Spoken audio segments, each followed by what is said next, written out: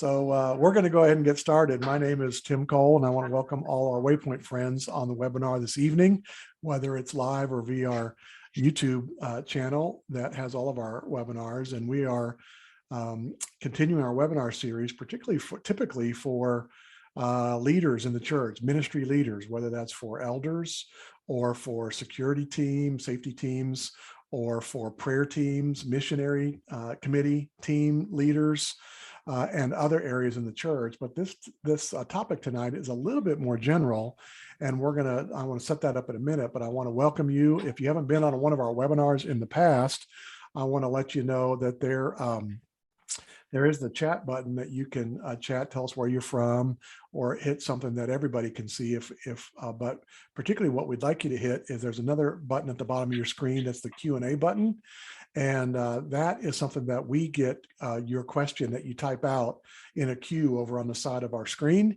And then we can figure out, can we answer that immediately or at the end of the webinar? And even if we don't get to it at the end of the webinar, we can follow up after the webinar within a day to try to answer your question about the topic that we are going to be covering this evening. So we're really glad that you join us. And so what I advise you to do is not to wait. When you have a question, don't wait and think that you'll type it later. Just go ahead and type it immediately so we see it in our queue, and then we'll figure out this as soon as we can pull that in.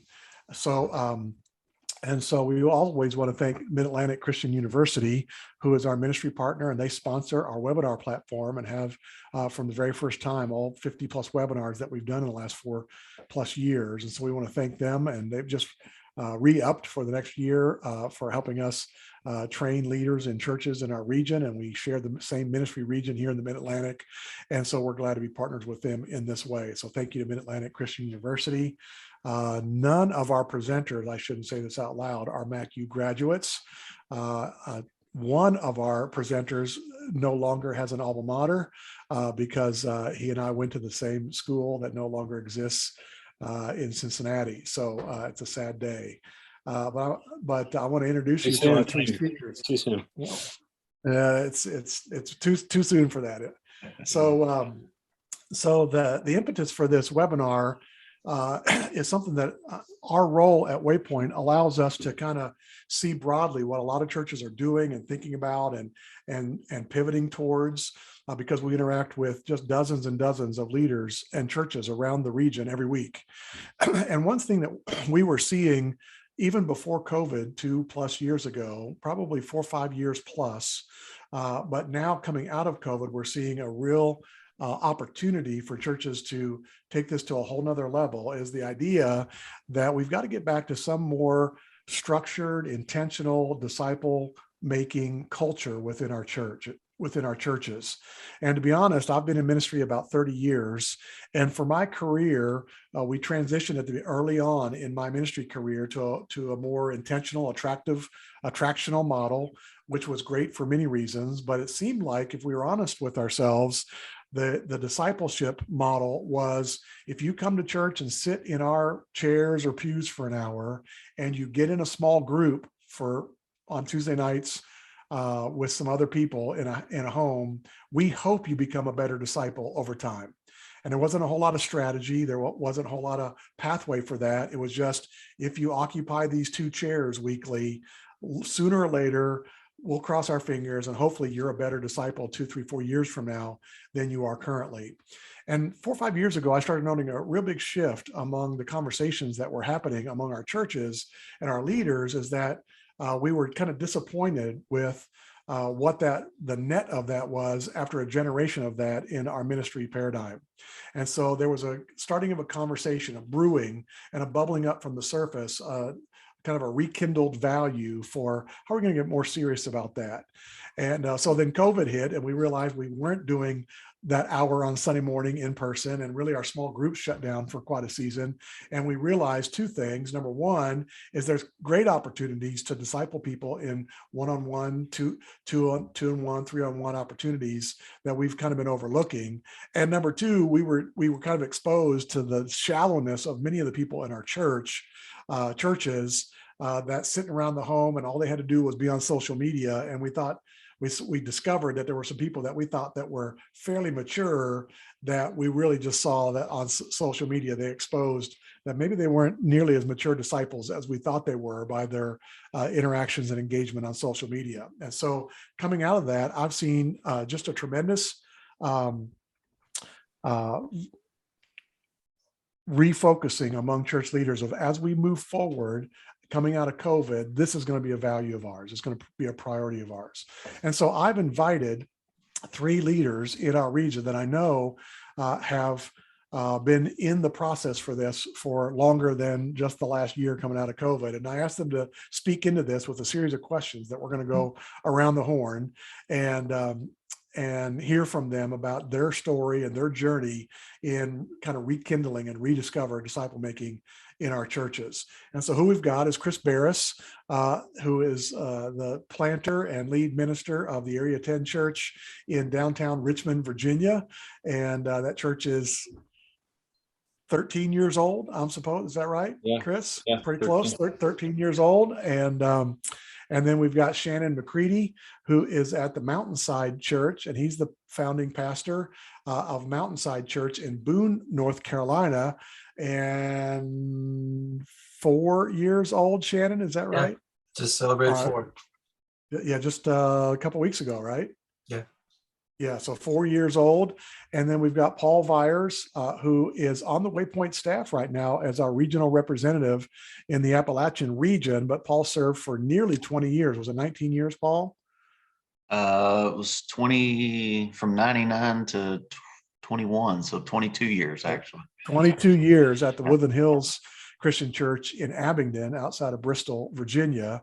And during that time went through this journey as well before he joined the Waypoint staff. And so I'm really glad that you 3 guys have joined us this evening, and really am looking forward to hearing you kind of share your story. And I hope that's not more than an encouragement, but a challenge or a conviction for those that are joining our webinar, that this is something that they can do at their church to take the disciple making temperature at their church and just raise the temperature of that very strategically and intentionally. I do want to tell you that you may not know that all of the webinars that we have done at Waypoint over the last 5 years are on our YouTube channel. If you go to YouTube and just search for Waypoint Church Partners, you'll see that should come up. And there is a landing page that looks like this, and all of the webinars that we are done are organized into playlists. And so there are some for elders, and there's 6 or 7 or 8, one for elder training or prayer team training or mission team training, security team, safety and security, and so on. And so this webinar will be added to that. But I'd love for you to share that with other leaders in your church, particularly in the area where they serve, because there's just so little resourcing out there for those particular ministry areas within your church, where you got a leader trying to figure out how to do their absolute best for your church and for the Lord as they serve in your church in their area of ministry. And so would love for you to let them know that that's there, and to benefit from that as we go along. And so, but let's dive right in. Thanks, guys, for joining us tonight. And so the first question I have for this is just to hear from the 3 of you on kind of what was the prodding that you got, what was the eureka moment that you got that said, you know what, we've been doing ministry this way, but I think I need to kind of reevaluate and even potentially significantly change the way that I have been developing my ministry model or my philosophy of ministry. And so we'll go around the horn, maybe just as I introduced you guys in a few minutes ago. So Chris, maybe you can start us off and your story of how this started in your mind. Yeah, thanks, Tim. For us, it kind of happened over a couple of years. I've thought that, like, if all your graphs are going up and to the right, then you don't necessarily think anything needs to change. It's fine. More people are coming. We're baptizing people. People are coming to know the Lord. It's all the things you wanted to see happen. The church is growing and all that is great. And there's some energy to it. But we started to see a shift. I can almost remember the Sunday, although at the time I didn't think this was the eureka moment, but it was the Sunday after Trump got elected in November of 2016. And people were just freaking out in our church. There were people who thought this was a great thing, and there were people who thought this was a nightmare, and just melting down on social media. And it was a really weird environment to walk into. And it was an indicator to me of like something like political parties. I would have thought that didn't matter that much to our people, and I realized it mattered more to our people than almost anything else. And that felt like a failure of discipleship, of like, oh, people are really invested in the outcome of these things, and they've really got sort of wrapped around the axle on this. And so that was sort of the beginning of like, oh, our people aren't quite who we think they are, I think. And so between that and probably over the next 2 or 3 years, like I said, it was a little bit of a slow burn. Like that was the first thing. And then the Me Too movement that happened in 2017, there was a lot of conversation around that, and people sort of played their cards about where they were on various issues. And then going into 2018, 2019, it was actually all, for us, it was prior to COVID. We were seeing, people, they don't want to tell their neighbors about Jesus, but they would be fine to walk their neighborhood and hand out literature for a political candidate, or things like that. And I just thought, okay, something's broken here. And so that was kind of the beginning of it. And then we ended up, our church split. About half of our church left in late 2018, early 2019. And so that's the end of all your graphs going up and to the right. And so you start going, okay, wait, what are we doing? And why are people leaving? What are the reasons? And for us, it was, we need to focus on something different and try a different approach, because we built a crowd, but they left for all sorts of reasons. And we realized that the discipleship just wasn't there. There wasn't a depth there. So I think that was right. it. It was a couple year thing for us. Yeah. Well, 6 years if we go back to 16, so, or 5.5 years. So it's been a slow burn for you. Shannon, tell us your story about how you became convicted in this area. Yeah, it's a little similar to Chris. 2005, I was a part of starting a church. Fast forward 6 years later, we're ready to launch a second campus. There's people that have come to Christ, but with our small groups and small group leaders, it's starting to stagnate. I can't find ready-made small group leaders, and starting to realize I have to help train and build people who are not equipped and equip them. And then also I couldn't find more people to meet with new believers, to coach them, to disciple them. I could count them on one hand, the number of people besides myself. And with the number of people in the church, that was just ridiculous and sad. And I realized it was nobody's fault but mine, because I had not been personally investing and discipling people. I wasn't modeling it for other people in my church. I wasn't modeling it for my small group leaders. And so since that time, I have been repenting of that. I'm now with a new church plant, and kind of starting over fresh again. All right. Paul, how did this come about for you at Woodland Hills? Yeah, and mine was more of a progression than a eureka moment. I think I definitely was a child of the church growth movement, and early 2000s.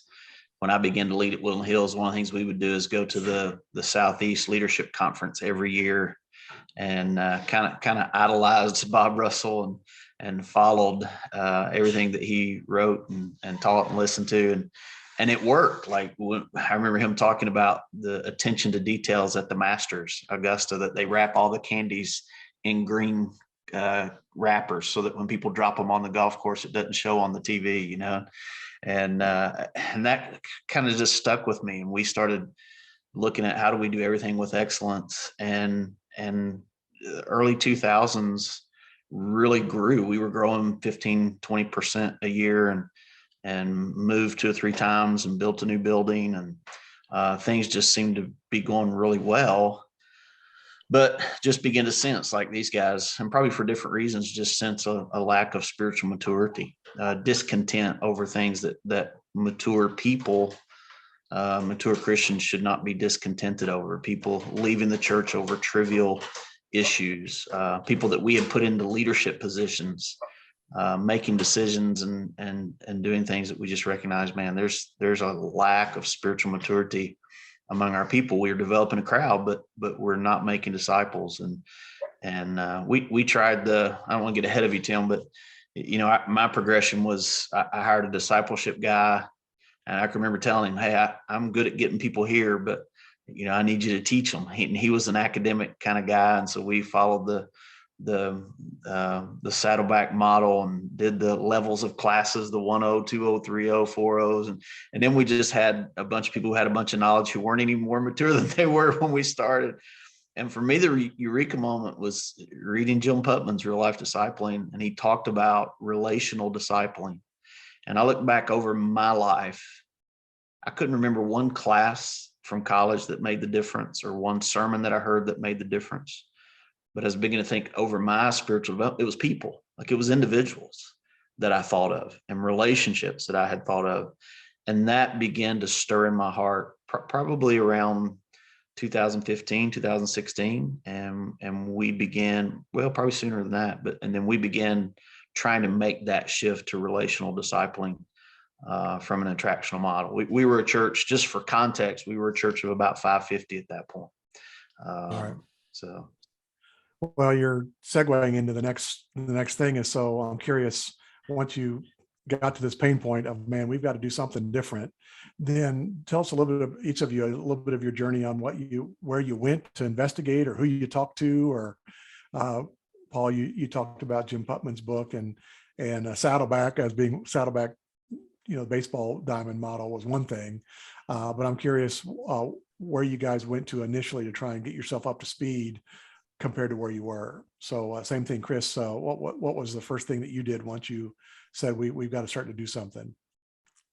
It came out of relationship for me. I was friends with just some different people that guys like Brett Andrews who were involved with things, and they said, hey, you want to look at this, and they pointed me to renew.org out of Nashville, and also their Discipleship.org is another organization that they kind of run both of those. And I figured that, an organization called Discipleship.org probably has something to say about this, and so I got connected with them, and pretty quickly and pretty deeply, I think, with them, and realized, like, okay, this is my tribe. Like, these are, like, they're asking these questions. They're looking at the best people who are doing discipleship around the world, and they're bringing in people to hear from, and it was pretty eye-opening. So I kind of went down the road there with them, and that's still where I'm at, of like getting dialed into their resources and all that. And that was great, because I just felt like it's a group of people that are having the conversations we should be having, and instead we get really sucked into, like, what are some things we can change in the children's ministry to get more volunteers or something like that. And it's like, man, we need to have these discipleship conversations, or it's not going to matter how many volunteers we have in children's ministry. Like, they're all going to blow away if we don't like shore up the foundation with people. So that was kind of where I went, was Renew. All right. Well, I'm going to give a shameless plug, since you brought that up, is on the playlist for discipling on a YouTube channel. We got to interview a year ago Bobby Harrington, who's the director of Renew and Discipleship.org. And he talked about how to disciple people online. We were in COVID at that point, but a hybrid model of in-person, online. He just talked about the nuts and bolts of how you do that. And it was a great webinar. And so if you want to look on our YouTube channel and watch Bobby teach how he disciples people in his church, guys in his church, that's a great webinar to look at. But Shannon, so you became convinced at your church, trying to go to two sites. You discover very quickly how deep your church is when you go multi-site. And so what was it that you tried to do to get better, more mature leaders to work with at your church? Yeah, it started with the 101, 201, 301, let's go academic. and that only appeals to people who are academic. And so it was very limiting. It was classroom. It was not relational. And then at the time where the conviction was happening, I ran into a guy named Dan Greider with Ignite Discipleship, and I started sharing with him. I was invited to a group of pastors who were trying to figure out this question: how do we make disciples who make disciples? And one of the things that he brought forward that really struck me was just, you got to change what you care about. If you don't change what you care about, your behavior is not going to change. Nothing's going to happen. And so there's got to be an embracing of Jesus's mission. And you have to change what you care about to really truly embrace that and lead that. So the Ignite discipleship really didn't fit with my personality and who I am. It mainly attracted high certain personalities and evangelists, and that's not me. And then I was at Exponential, sat in on a relational discipleship network, and when I heard the phrase relational community is the vehicle for discipleship, that fit with every part of my testimony. I could look back on my history and go, that's true. That's how I came to Christ. That's how I grew in Christ. That's how I helped others grow in Christ. Now I just need to go back to what I grew up in, what I was taught, and I need to return to it. Yeah, that's great. So Ignite Network with Dan Greider, if you're going to Google on that, it's great stuff. And we've used Dan quite a bit in some of the training that we've done with some of our church planters. So good stuff there. Paul, once you became convicted, where did you go? Look, you said you've already kind of tipped your hand a little bit with Jim Putman. So tell us about that resource or what you did with him to get up to speed. Yeah, and I would preface all of what I'm getting ready to say, I don't know that I would do it this way if I had it to do over again. I'm kind of anxious to get to the part where we talk about all the mistakes we made, because I've got a lot of those to share.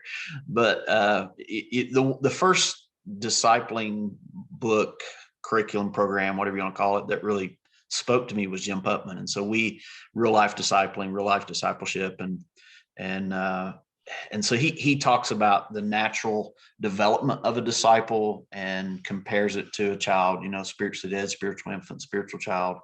And that really began to make a lot of sense to me. And he had this thing where he calls it the phrase from the stage. And you can begin to evaluate where people are based on what they complain about or what they say. And so we took our leadership through that. The problem with that program for us at the time was his approach to small group storytelling, retelling Bible stories just didn't really fit us. I didn't fully grasp it. And the concept of disciple making was really good. We landed on Dan Spader's 4-chair discipling. And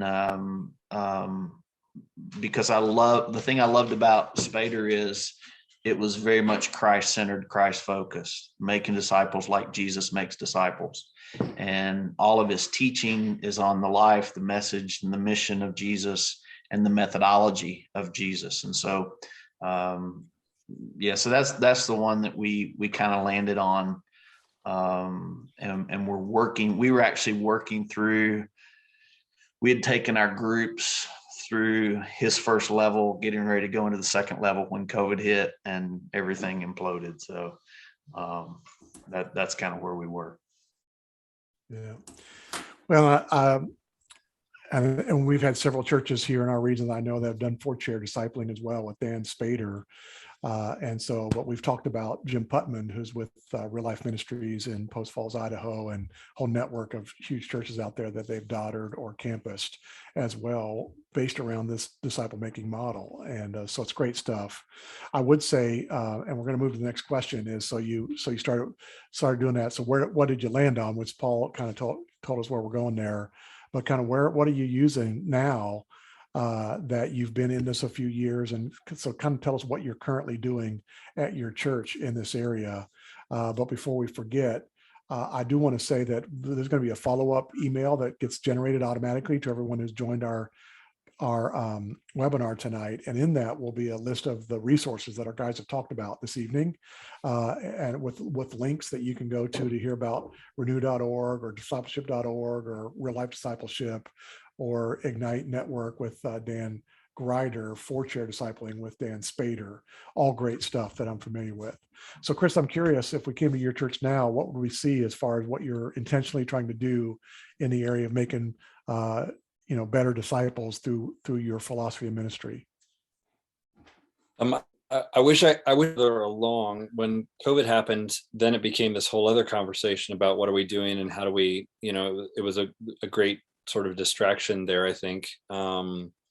But we did start to lean into more of not small groups, because we've been doing small groups forever, but like groups about this size, maybe 4 people or 5 people, and same sex groups meeting for a year or 2 years and going through some material together. We're using some of the Renew stuff, but like I actually have one here.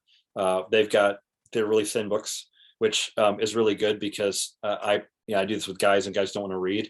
So I'm like, you can read, this book is so thin, you could read like when we do it, 4 chapters in this book and you're done, and you do a chapter a week, and they're short chapters and there's questions. We've been going through these. There's these are just like theology basics kind of, but not like Cottrell's book or a systematic theology text. It's a little more practical, and but we've been going through these as a group, and then also doing scripture memorization, which kind of reminds me of my childhood, of like in Bible school or whatever. We're like doing scripture memorization, like, hey guys, we need to know these things and have them ready, so that with the idea that like there's a sense of like the world's going to get crazier. It's not going to get less crazy than it is. And so we need to be really rooted and grounded. We need to know the scripture. We need to be people who pray. We need to know why we believe what we believe. So we've been dialing into that and starting groups like that, men and women, for the last year or 2. We're still shaping those and reshaping them, like, okay, what's the best way to do this, and still kind of working through the material. And some things we're going through for the first time, so I don't have all the outputs at the end of it to say like we've arrived and it worked great or whatever, but this is what we're going through right now, and it seems to be going fairly well. Yeah.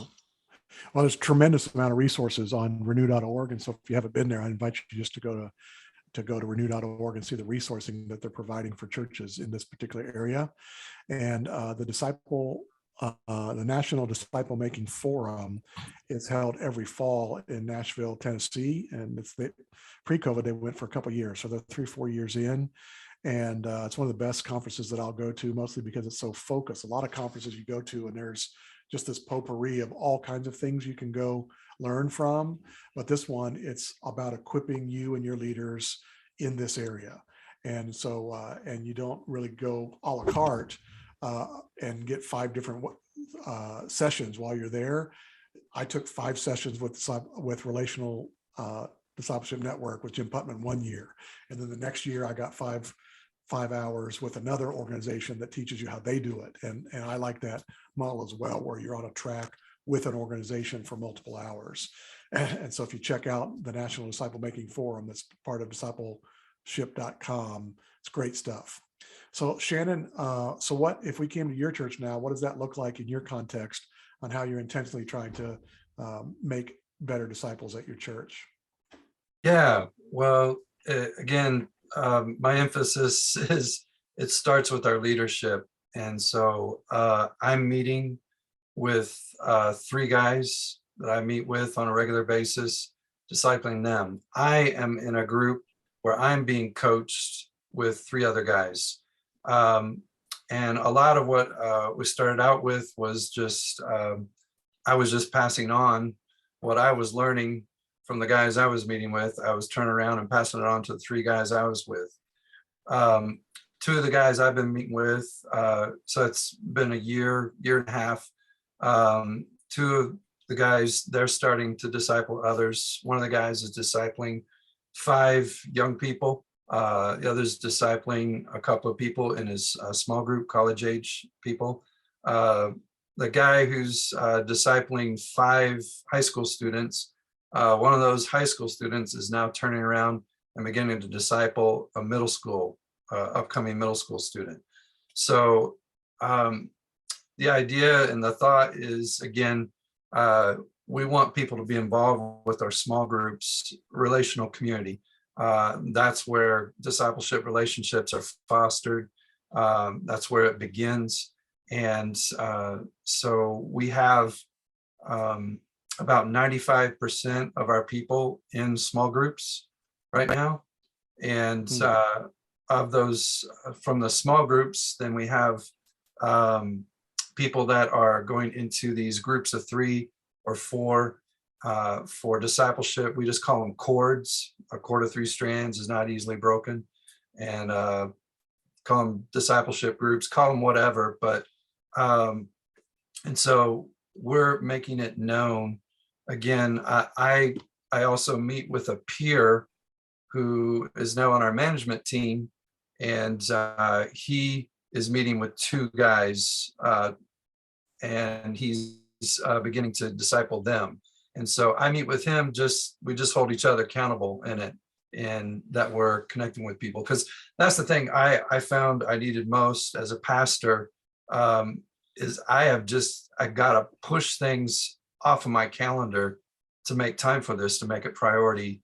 And again, to be able to model it for my small group leaders and other leaders in our church. So does that kind of answer the question of what it looks like? Yeah, it does. I'm curious, a little bit of content. So you're discipling 3 guys. Kind of what's that look like on a week, on one night of the week when you meet with them, or lunch, or whenever you're meeting? Yeah, well, I mean, it starts sometimes with just the opening question of, what's going on? What are your highs and lows? What do you see God doing in your life? How's your soul? Things like that. We ended up starting out with identifying what are kind of the top lies that you have come to believe. So things like, I'm alone, nobody cares, I got to do it all by myself, or if I don't do it, it won't be done right, or people can't be trusted, or I don't fit in. There's certain lies that we buy. And so we were addressing those, identifying those, and then finding what is the truth from God's word. What does Jesus say? That's where we started. And so it began very conversational, very relational, telling stories. And now we're starting to go through a training manual, discipleship training manual, which is done by Relational Discipleship Network. Okay. And just kind of, again, based on the principles we see in Jesus discipling people. Super. So Paul, what's it look like at Woodland Hills now, even though you've passed the baton of leadership from Woodland Hills? What's that look like now that you started this process 4 or 5 years ago? Yeah, well, and I would speak to how it looked August 21 when I left, and they're certainly kind of like everybody else trying to regroup and figure out what post-COVID looks like, and to figure out who they are, and with the new pastor creating some new identity, that kind of thing.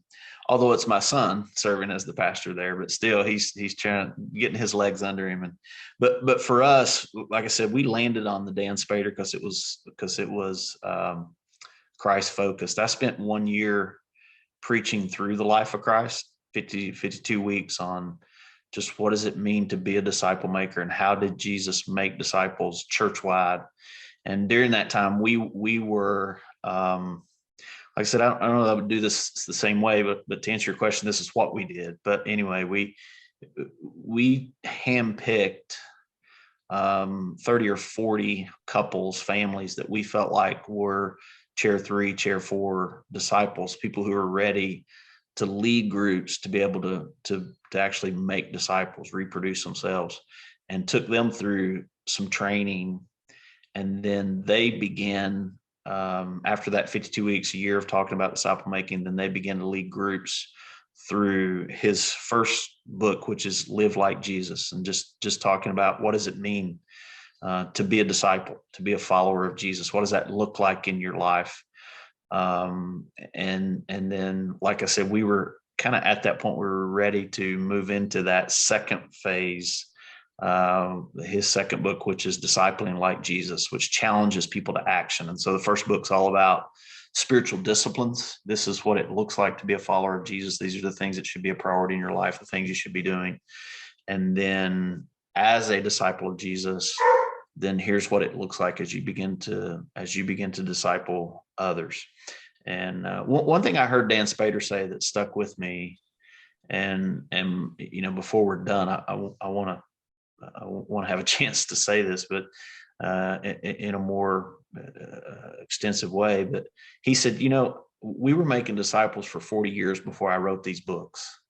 You don't need our program, all you need is a willing heart in the Bible. And I would say, we're throwing out a lot of resources, and I can just see, guys, because I was there writing it down, going to websites, buying all in. Let me download this and I put this whatever you choose, just see it all as a resource to help you through relationship to point people to the way. That's it. Just to love people, to open your life, your heart to them, and say, this is what it looks like for me. This is how I struggle. This is what it looks for me every day to be a follower of Jesus.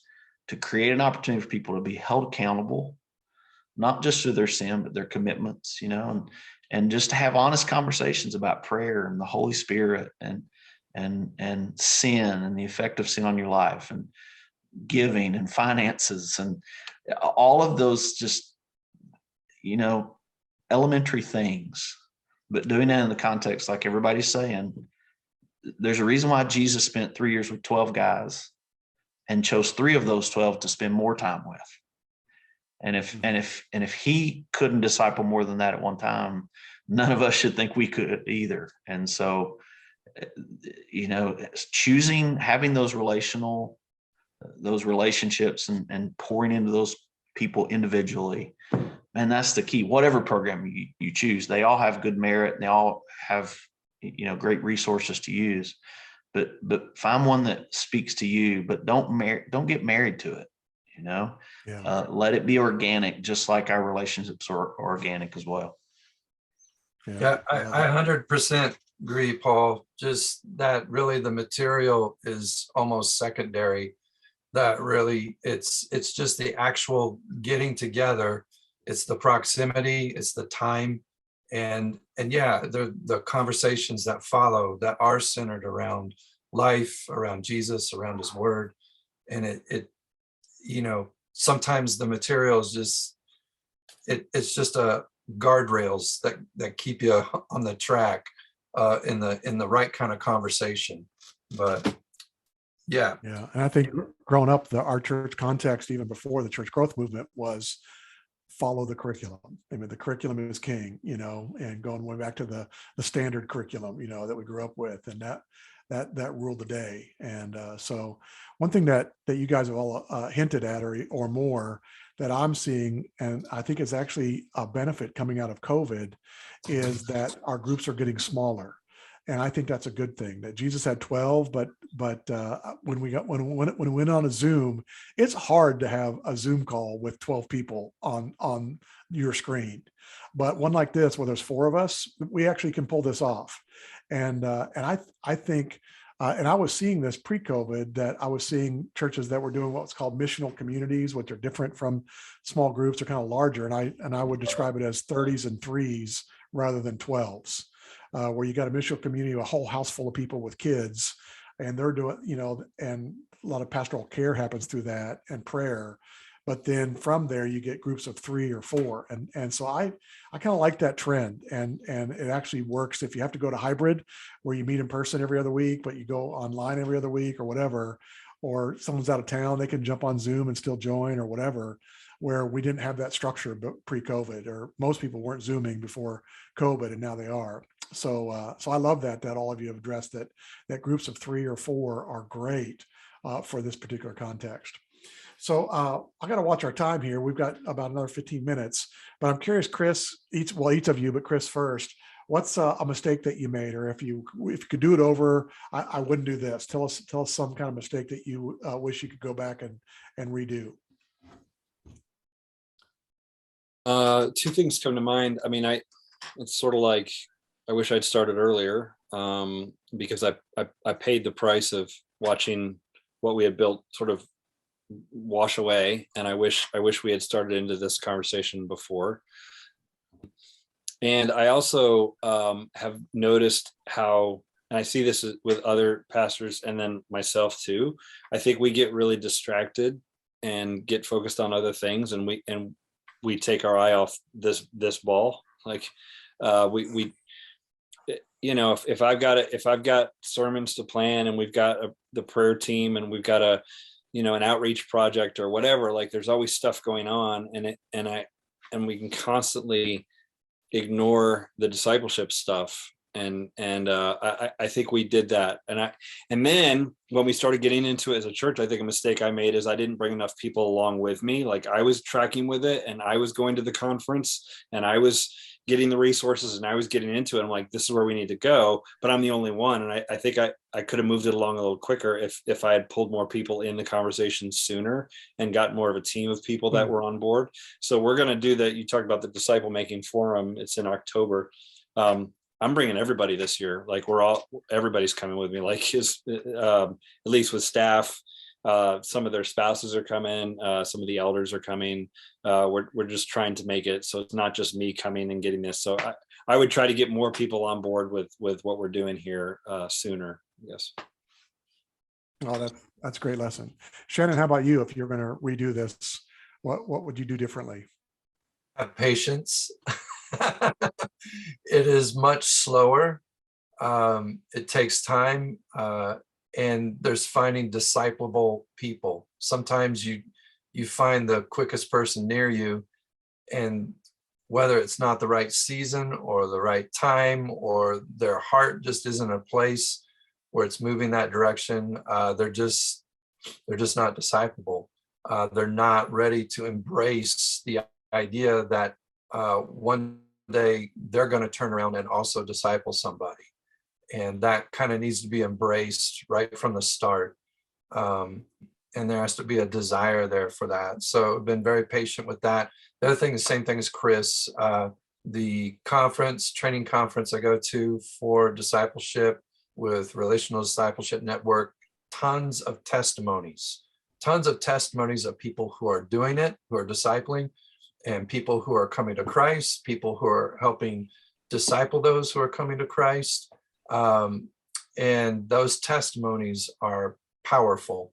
And so I'm doing all I can to bring every one of my small group leaders, because my small group leaders are my most, the ones who are most bought in for discipleship and are on the way to becoming disciple makers. So I'm trying to get every one of them there, and we'll continue to do that. All right. Paul, you already hinted at one. What's another thing that you do differently if you could? Yeah, it's almost like I had these questions ahead of time and I'm getting ahead of you. But anyway, yeah, the same thing Shannon said is patience. Like as a leader, I was never very patient, and church growth, to be honest, for me, like that was something I could do well, and we would see results quickly. You know, we could go to the higher ed for Easter and have 900 people. It's like, wow, this, you know, and it was exciting and whatever. And I underestimated how difficult it was going to be to make this shift, because our church was full of consumers. And as long as we gave them what they wanted, and really it's what we offered them when they signed up, then they were all in. But when we began to change the rules and to say, no, there's really no such thing as a Christian. That was a derogatory term that was given to followers of Jesus. What we really are, we're all disciples. And here's what a disciple is. And then they were like, whoa, wait a minute. I didn't sign up for that. And there's churches across the street, across town, who are still offering what I'm looking for. So I'm just going to go over there. And so that was really tough for me. And so slow down. This is a long-term deal. I mean, you think about how much time Jesus poured into those 12. Jesus could have had the first mega church. He could have had a church of 10,000, First Christian Jerusalem. It could have been 10,000, his first year of ministry. But he kept walking away from those crowds and intentionally not allowing himself, like Chris said, to become distracted so that he could continue to pour into. Peter said, Jesus, they're waiting for you. And he's like, no, we're going to go somewhere else, because I need to continue to pour. And so the thing I've been encouraging guys is, and let me say this, if you're in a small church, this is going to be much easier for you. You are in a much better position to begin this DNA of disciple making. But I encourage guys, regardless of the size of your church, pour into a few and know that it's going to take a long time.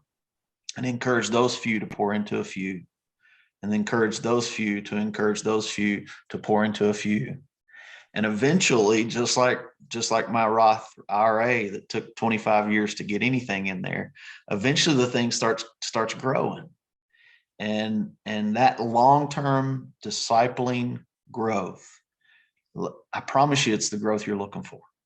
And it's not going to come because you adopt a program. It's not going to happen because you flipped a switch. It's going to be because you and your leadership became serious about making disciples and equipping people to make disciples, coaching them and encouraging them to make disciples. And through those relationships, we have the potential not just to grow a church, but to make disciples, real disciples. And that's been lacking. And I'm speaking from a guy who most people would say of my church, man, that was awesome how you grew that church. And then I look back and go, man, if I had it to do over again, what I would do differently is focus on the few. Stop trying to draw a crowd and start focusing on the few. And that growth will come in the end. Yeah. All right. Well, let's go to the last question I want to ask you guys is just, could you tell us the story? Shannon, you said that the stories are what really drive this. So I'm curious, now that you guys have been into this 2, 3, 4, 5 years, just tell us one good story of someone that has been kind of the poster child at your church for this shift in your ministry paradigm. Am I starting? Can we start? Yes, Chris, you're on. Yeah. Gosh, there's a couple. I guess there's a young guy named Brandon at our church, and he's just really taken to this, and he's hungry, and he's doing well in his career, and he's married, and they're wanting to have their first kid and all that. They're kind of in that stage of life, but he's hungry, and I've been pouring into him for a while now, and he wants more, and he's asking for more, and he's like, what do I read? What do I listen to? How can I get this? I want to go, I want to do mission work. And it's just cool to see, because having the chance to hang out with him every week, we get together every Wednesday morning, I can see him, when stuff in the world happens, when culture does its weird thing, I can see him process it. We got a chance to talk about it and go, okay, well, what does this mean? And how does God speak into this? And man, it's great. So there's a few like him. I kind of resonate with something Paul was saying. I feel like, from just a numbers perspective, we had more people as a church back in 2018, and then a lot of people left, and then COVID happened, and then a lot more people left. But I actually like what we're doing now better. It's more enjoyable. It feels more like progress. It feels like you can spend time with people who are hungry and want to grow. And so I think this is great. So we're seeing some progress. Well, it's interesting when describing Brandon there. I think our model in some ways all these years was we get them to do all these things, and then they'll they'll get deeper to where we can have these conversations. And now we're saying it's the reverse. So let's have all these important spiritual conversations, and then they'll want to go on a mission trip. They'll want to volunteer in this area. And we're just kind of flipping the whole pathway to where we were doing it backwards, to be honest. And so, I love what you're saying there. Shannon, what's the story at Mountainside of someone who is a great example of this in your church? Yeah, there's the young 21-year-old I've been discipling. He's been around discipling 5 teenagers. One of those teenagers, Vitali, just led a hike for little guys, for up and coming middle schoolers. And one of those little middle schoolers is really taken to him, and he's starting to connect with him. And this little guy is wanting to get baptized this Sunday. One of the other guys I disciple, Ryan, he is leading a college age small group. One of the young ladies started asking him some questions, and he texted me and say, "Hey, usually this is where, somebody starts asking about becoming a believer or baptism, and I would pass it off to the pastor, but can you coach me through this?" And so been coaching him through it, and he is meeting with this young lady to have a conversation with her about baptism tomorrow. So those are some things where, again, we were wanting to not just tell people this is what we're doing. We're wanting to actually show people what we're doing, and that's starting to happen. One of the parents of one of these young preteens was talking with me, and another parent came up at the same time, and one of the parents said, "Boy, I can't wait till Alec, the 21-year-old, till he disciples one of my kids." And the other parent said, "I'm not waiting for Alec. I'm going to get one of the guys that Alec has discipled to meet with one of my kids." And so this parent was totally getting the idea. And so right now the young people are kind of leading the way, but right now we do have young and old involved, and we are a small church, so it is easier, Paul. So but yeah, we have about 25% of our people in a discipleship relationship, either discipling or being discipled right now. So very excited about this stage we're at. Yeah, that's great. Paul, have you got a story of someone at Woodland Hills that just dove in with this? Yeah, just real quick, Zach Holt. And if you've watched webinars, you've seen him before, but Zach from high school went into seminary, was in a rock climbing accident, and his recovery became addicted to opioids, and ended up a resident of the regional jail here in Abingdon. And when he got out of jail, came to Woodland Hills because he heard that was a church where he would be accepted, and just hungry for the Lord and hungry to grow. And I remember meeting him in the foyer one day and say, "Zach, God's going to use you in a powerful way. And I don't know what it looks like. It's going to be outside the context of traditional church, but I want to be a part of it." And today, Zach is actually our campus pastor of the Table. And the Table is a ministry outreach to people who are recovering from addiction or in the grips of addiction. And they actually meet at a Boys and Girls Club next door to Government Housing Project. And they're having a big Easter hunt, the Easter egg hunt this Sunday in the project there in downtown Bristol. And he is currently, it's so cool to see videos of guys that he has discipled who are now baptizing their friends and discipling others. And so he has second generation disciple makers now. And so it's been really cool to see that gain traction, and we're excited about where that's going to go. So. Yeah, that's a perfect example.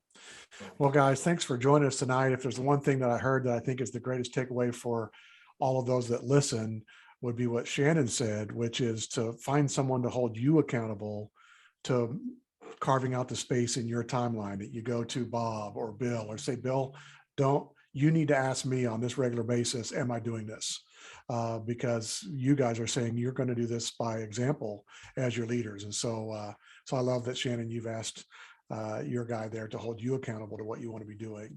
And because a lot of this is about accountability down the line, holding people accountable to the actions you want them to have. And so inviting someone else to hold you accountable to doing this as the leader is huge. Well, thanks for your time. And I want to thank everyone that joined us tonight. This is a great topic, and we will continue to have topics like this, and along with all the other topics that we do throughout the year, that you can join and invite others at your church, depending on what the ministry area that they're in, to join you on these webinars, to listen to them, to be encouraged and challenged and convicted about doing the absolute best we can to grow the church. And I would say the last thing I said I've become convicted about, and my mom, who's shared this with me, and I had to go check on it. I'm not a Greek scholar, and so I can't validate this, but when you go and look at the Great Commission, the Greek word, if I get it right, and someone check me on this, Jesus did not say go and make disciples. He said go and disciple. As you're going, disciple people. And that's the Great Commission. And so that changes the focus a lot, that our mission as leaders and as Christ followers is to disciple others. And God will make disciples through the Holy Spirit, but our job, so someone check my Greek on that to find out if the word make is in there. But I think Jesus said, as you're going, disciple. And that's the challenge for us as we move forward out tonight. So thanks for joining us, and we hope to see you next month on our next webinar. Otherwise, have a great Easter service for everybody here. Have a good night. Thanks, guys.